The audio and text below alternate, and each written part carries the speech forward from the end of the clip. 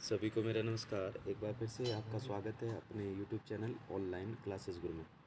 विद्यार्थियों, हम आपके लिए लेके आए हैं कक्षा 7 विषय हिंदी की जो मल्हार पुस्तक है उसका जो अध्याय यहाँ पर आप देख सकते हैं जिसका नाम है तीन बुद्धिमान।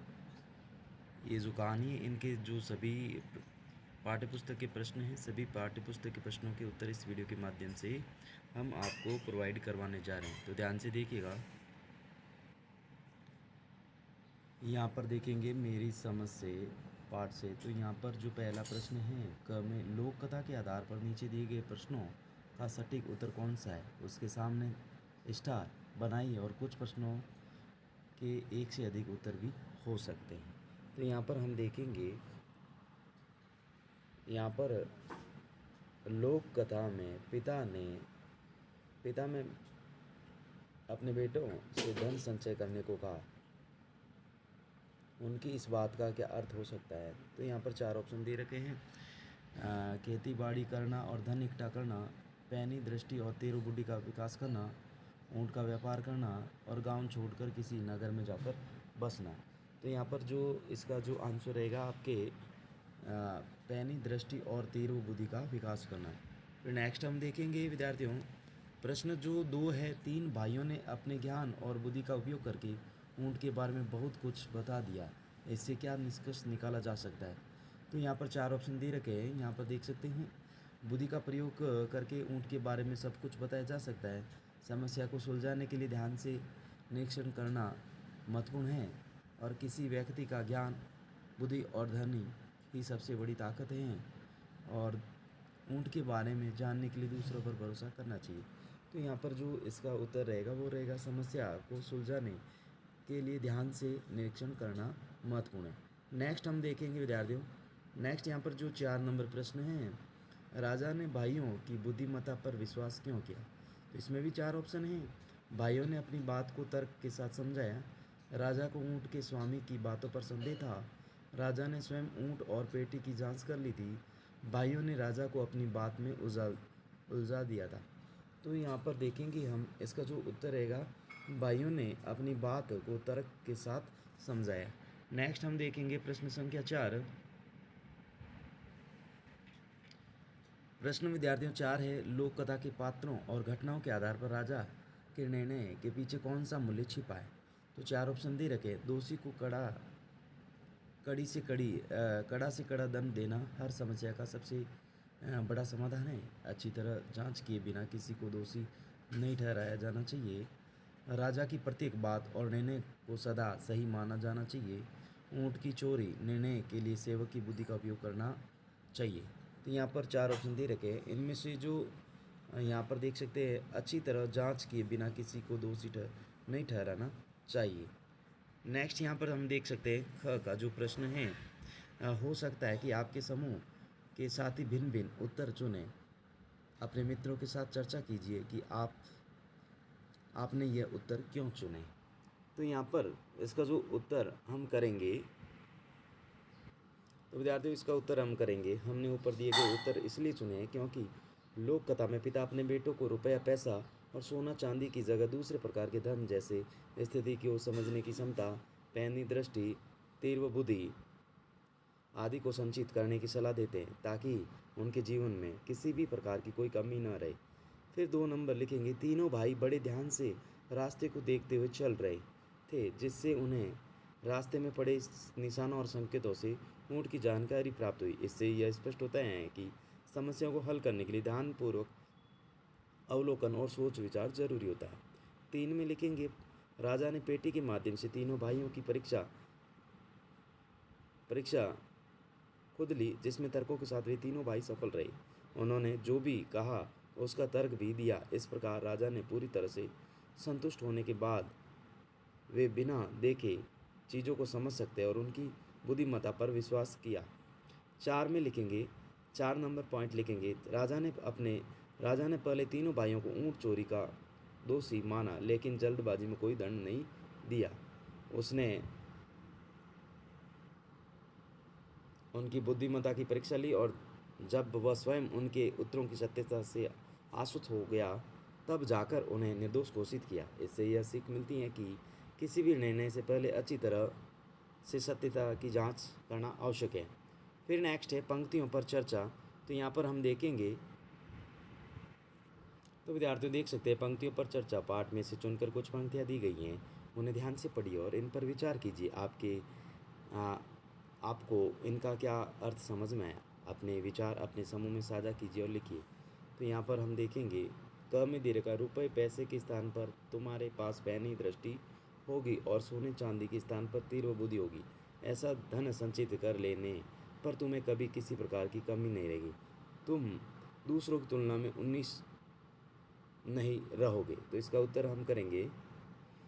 उत्तर करेंगे हमें इस पंक्ति का अर्थ यह है समझ में आया कि भौतिक धन संपदा से अधिक मूल्यवान ज्ञान, बुद्धि और अवलोकन शक्ति होती है, क्योंकि यदि किसी के पास समझने की गहराई और सही निर्णय लेने की क्षमता है तो वह जीवन में सफल होकर समाज में सम्मानित हो सकता है।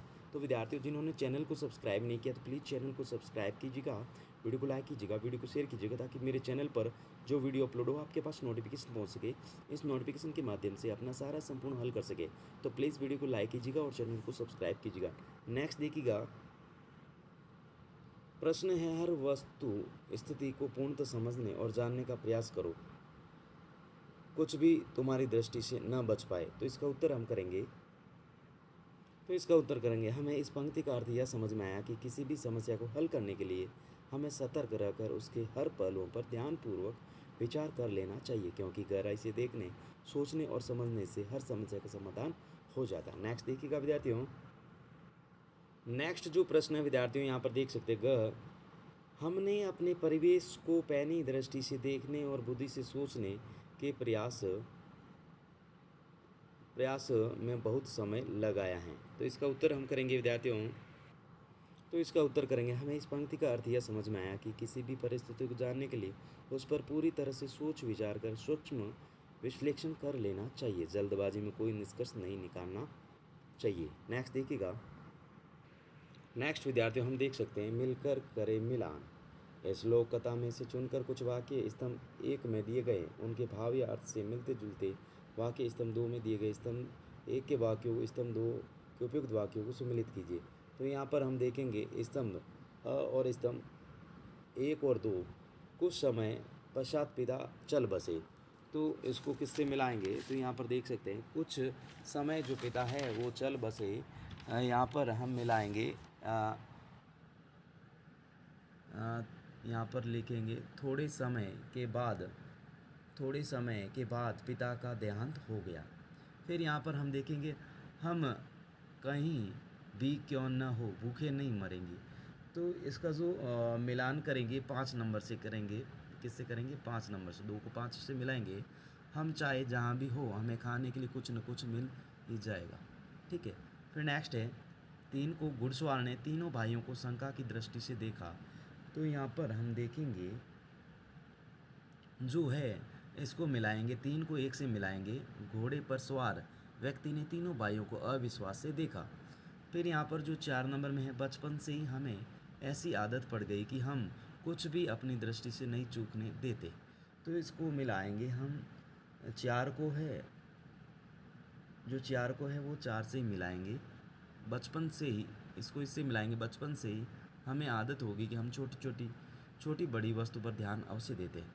फिर 5 नंबर लोगों के आरसे का कोई ठिकाना न था। तो इसको हम मिलाएंगे 3 से, 5 को 3 से मिलाएंगे। लोग इतने अचंभित थे कि उनका आश्चर्य व्यक्त करना कठिन था।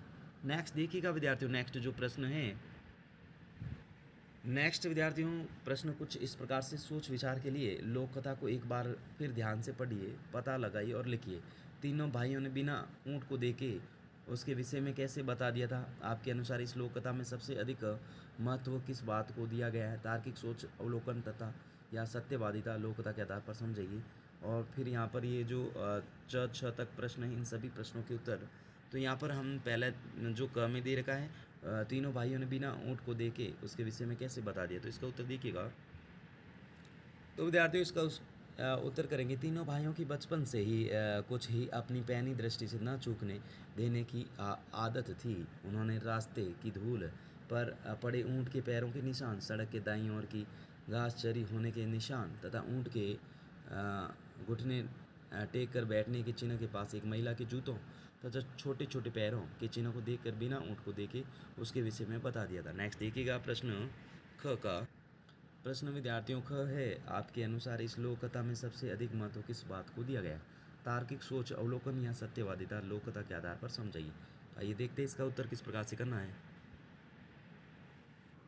तो यहाँ पर इसका उत्तर करेंगे, हमारे अनुसार इस लोक कथा में तार्किक सोच, अवलोकन या सत्यवादिता में से अवलोकन को सबसे अधिक महत्व दिया गया, क्योंकि तीनों भाइयों के पिता की सीख रुपये पैसे के स्थान पर पैनी दृष्टि होने और सोने चांदी के स्थान पर तीव्र बुद्धि होने की थी। नेक्स्ट देखिएगा, पैनी दृष्टि से तीव्र बुद्धि का विकास होता है और अपनी पैनी दृष्टि एवं तीव्र बुद्धि की आदत के कारण ही तीनों भाई बिना देखे ऊँट व पेटी के बारे में बता पाए थे। नेक्स्ट देखिएगा। नेक्स्ट विद्यार्थियों, लोक कथा में राजा पहले भाइयों पर संदेह किया लेकिन बाद में उन्हें निर्दोष माना, राजा की सोच क्यों बदल गई? तो इसका उत्तर हम करेंगे, लोक कथा में राजा ने पहले भाइयों पर संदेह किया तो उन्होंने बंद पेटी में से कच्चे अनार को अपनी पैनी दृष्टि से पहचान कर यह साबित कर दिया कि उन्होंने बिना देखे ऊँट के विषय में बताया था, जिससे राजा को उनकी ईमानदारी व सच्चाई पर विश्वास हो गया और उसने अपना विचार बदलकर उन्हें निर्दोष माना। नेक्स्ट देखिएगा प्रश्न ऊँट के स्वामी ने भाइयों पर तुरंत संदेह किया, आपके विचार से उसे क्या करना चाहिए तथा उससे अपना ऊँट मिल जाता है? तो इसका उत्तर करेंगे हम। तो विद्यार्थी यहाँ पर देख सकते हैं, ऊँट के स्वामी ने भाइयों पर तुरंत संदेह इसलिए किया क्योंकि उन्होंने ऊँट को देखे बिना ही इनकी सटीक जानकारी दे दी, जिससे उसे लगा कि उन्होंने ही ऊँट चुराया होगा। मेरे विचार से उसे तुरंत क्रोधित होने के बजाय धैर्य से भाइयों की पूरी बात सुननी चाहिए थी और उसे अपना ऊँट ढूंढने में मदद करने का आग्रह करना चाहिए था, जिससे उसे अपना ऊँट मिल जाता है। नेक्स्ट देखिएगा। नेक्स्ट जो प्रश्न है, पिता ने बेटों को दूसरे प्रकार का धन संचित करने की सलाह क्यों दी? इससे पिता के बारे में क्या क्या पता चलता है? तो इसका उत्तर देखिएगा।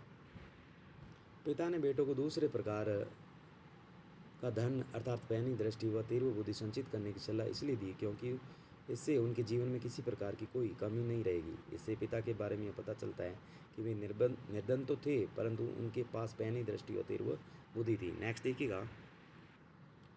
नेक्स्ट, राजा ने भाइयों की परीक्षा लेने के लिए पेटी का उपयोग किया। इस परीक्षा में राजा के व्यक्तित्व और निर्णय शैली के बारे में क्या क्या निष्कर्ष निकाला जा सकता है? तो इसका उत्तर देखिएगा। तो राजा ने भाइयों की परीक्षा लेने के लिए पेटी का उपयोग किया। इससे पता चलता है कि राजा चतुर, न्यायप्रिय और विवेकशील थे। उनकी निर्णय शैली यह दिखाती हैं कि वे किसी भी बात पर आंखें मूंद कर विश्वास नहीं करते थे, बल्कि सत्य को जानने के लिए स्वयं जांच परख करते थे। इस प्रकार से इस वीडियो के माध्यम से आपके जो सभी प्रश्न थे, सभी प्रश्नों के उत्तर इस वीडियो के माध्यम से प्रोवाइड करवा दिए। Thanks for watching. वीडियो देखने के लिए धन्यवाद।